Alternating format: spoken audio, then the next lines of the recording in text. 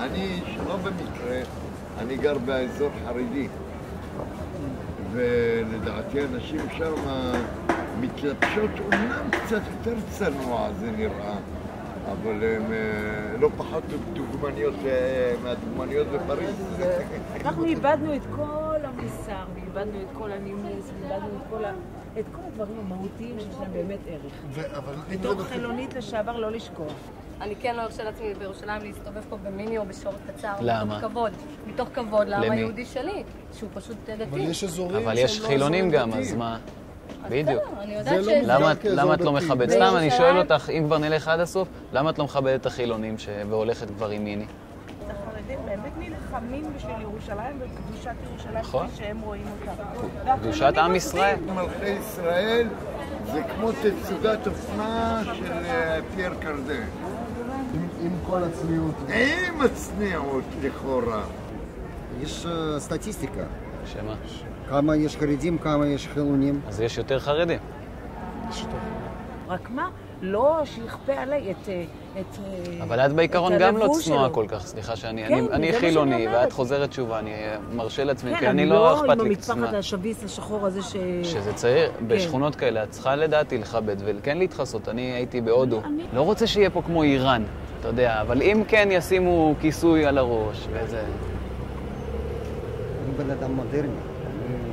ציבור חילוני שהוא מיעוט, שלא יכול להילחם בציבור... לא רוצה, כנראה שהציבור החילוני... לא חשובה לו מספיק היה. זה לא השתלטות, זה לא התחרדות, זה לא השתלטות, לדעתי. גם לא צריך להתבייש, אני לא יודע למה מתביישת, ירושלים מתחרדת ושתתחרד. חילונים פה כרגע זה המיעוט, מה שיש פה כרגע זה ערבים ודתיים.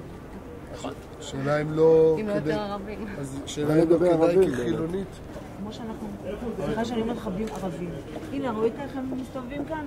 אמריקה בשבילם, איך אומרים? אירופה בשבילם. נכון, צריך להפסיק גם. למה אני לא מחטיפה להם ברחוב? זה המקום שלי. אנחנו כבשנו את המקום הזה וזה שלנו, אבל אנחנו מכבדים אותם, והם צריכים לכבד אותנו, ואת זה הם לא עושים, לצערי. מה שאתה אומר נשמע לי ממש לעניין, כאילו...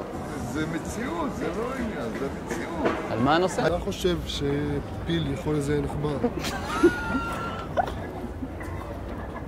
אני אגיד לך מה, לא מקטע של גזענות אני יהודייה, ואני אכבד רק את המגזר היהודי. זה כן גזעני. זה לא גזענות. גזענות זה לבוא ליהודי ולהגיד אתה אתיופי ואתה כורדי ואתה קשקזי ואתה רוסי.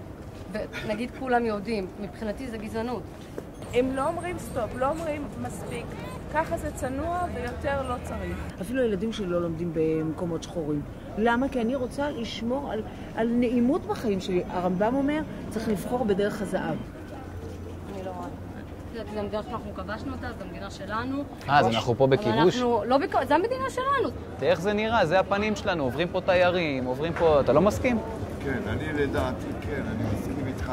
אני משתדל לשמור. אני רואה אנשים גם אישית שמשתדלים... אתה אומר משהו אבל לאנשים? אבל... לא, אני לא אומר, אני פוחד. כן? מה אתה עושה כאן? מה זאת אומרת? למה אתה לבוש ככה? יותר קרוב, אתה יכול להתקרב. ממש מוזר.